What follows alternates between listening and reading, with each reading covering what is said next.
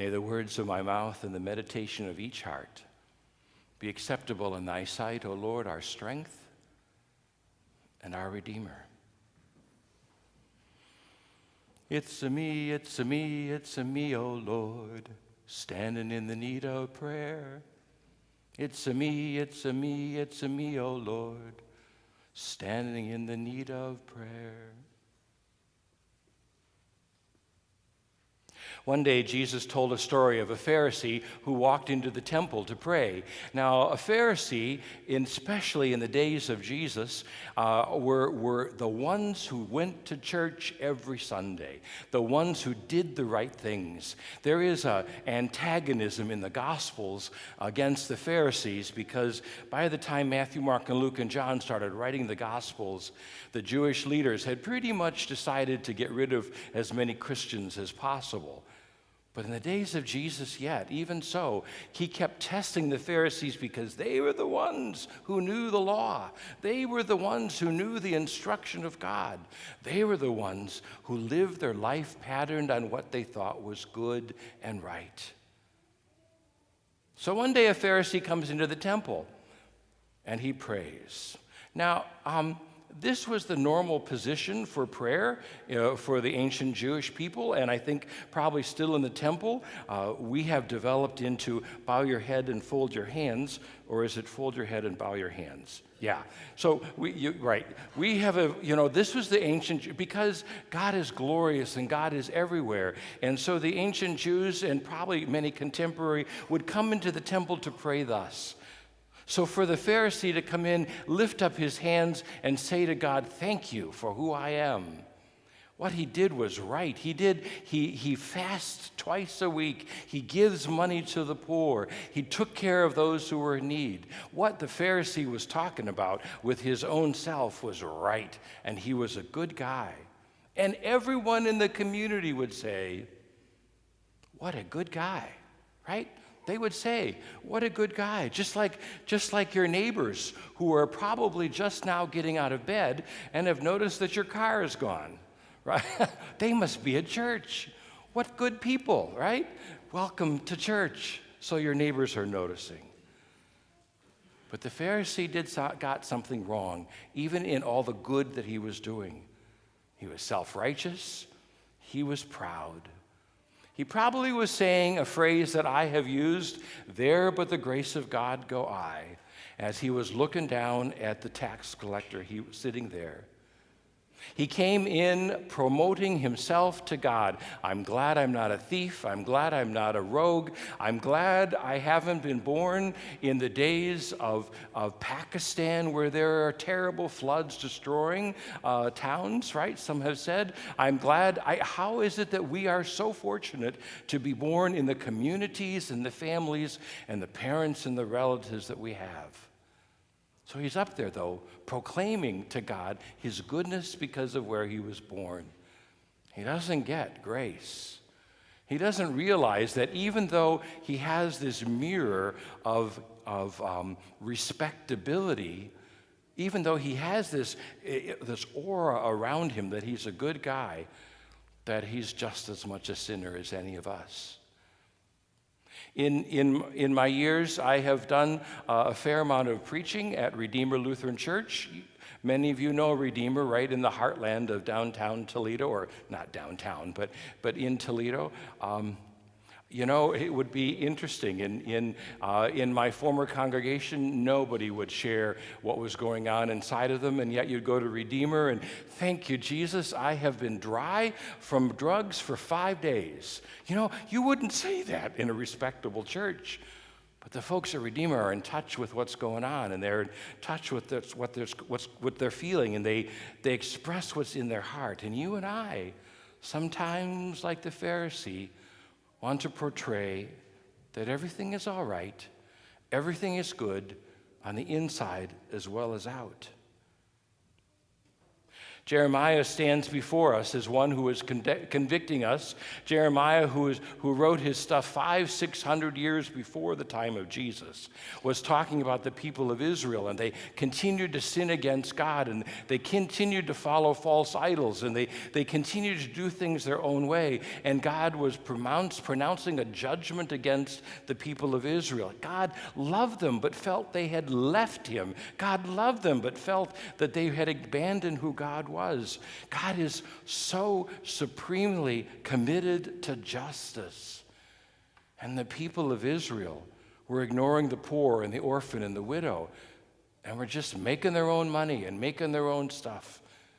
There was a consequence for Israel in spite of God's awesome love. And during the time of Jeremiah, the bad guys, the Babylonians, came in and took the people of Israel off the land over successive iterations, took the people off the land into captivity for 70 years. Jeremiah was taken down to Egypt, where he died in Egypt there. But these people of Israel found that they had become not so much enslaved, but in bondage and in a new home for 70 years because they had turned against who God was and God was doing. God did not leave God's love, but they thought they were so good that God would take care of them always.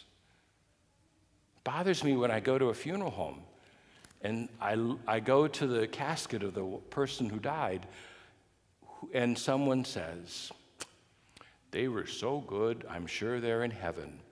Well, it's not the time to say, "No, they were sinful and unclean," right? They were just sinner like the rest of us, but because of Jesus, I'm sure they're in heaven. It also gets me when at the end of a service, when I'm having the committal for someone who had died, a sheep of your own fold, a lamb of your own flock, a sinner of your own redeeming. The Pharisee walked into the temple, didn't need to be saved, because he was doing everything right. And so he's standing there in the midst of prayer, thanking God that he was so good and he was so much better than that stupid, horrible, sinful tax collector. He was just glad he was him.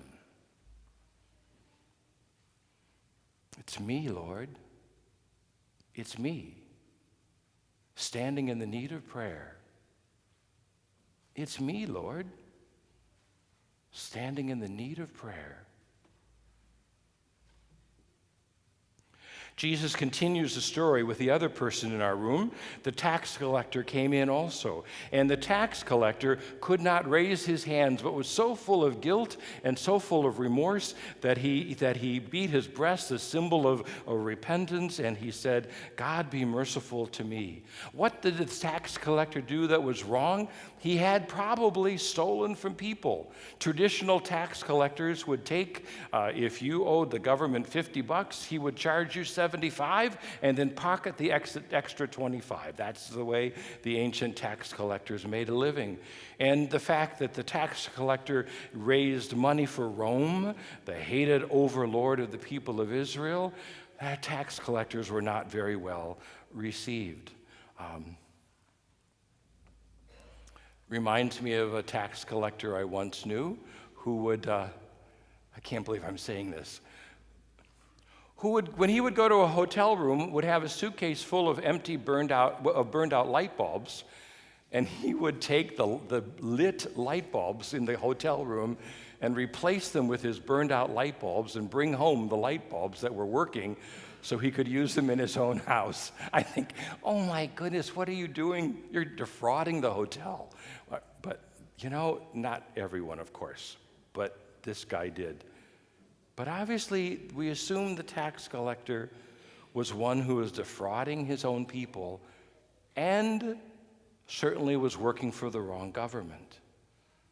We also don't know in the text if the tax collector changed his behavior, or after confessing his sin, he continued to do the same thing. That didn't seem to matter to Jesus in his story. But what he did right was that he came in humble. What he did right was that he said, "I'm sorry." What he did right is put himself in the hands of God. He put himself in the hands of God.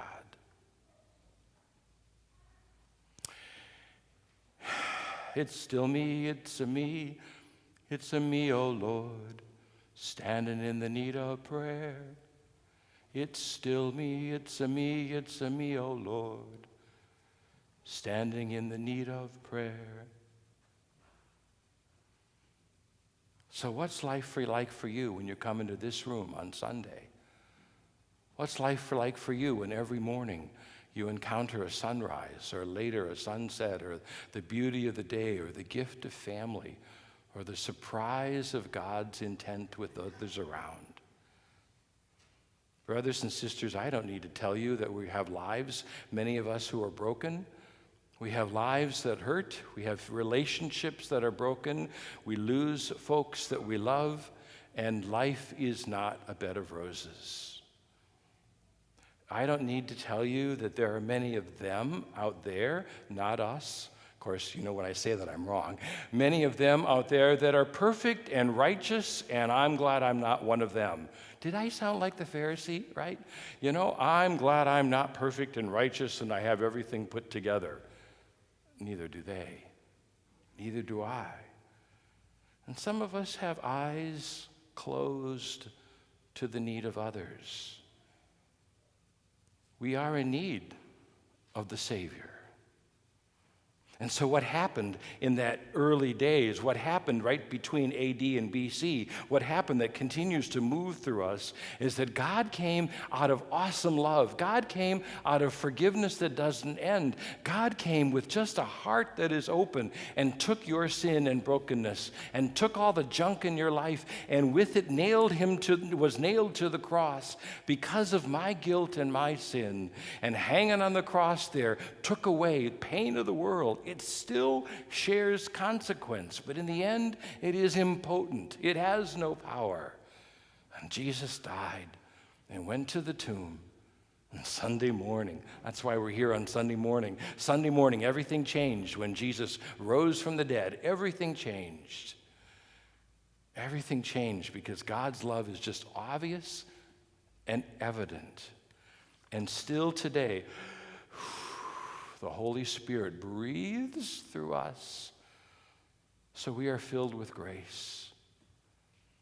So when we come in prayer, knowing that you and I stand in the need, kneel in the need, work in the need of prayer, what Jesus asks from us is humility, right?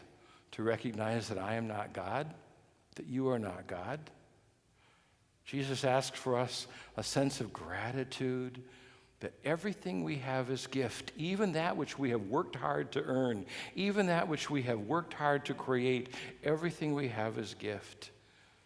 What Jesus asks for us is that our eyes are open to the care of others.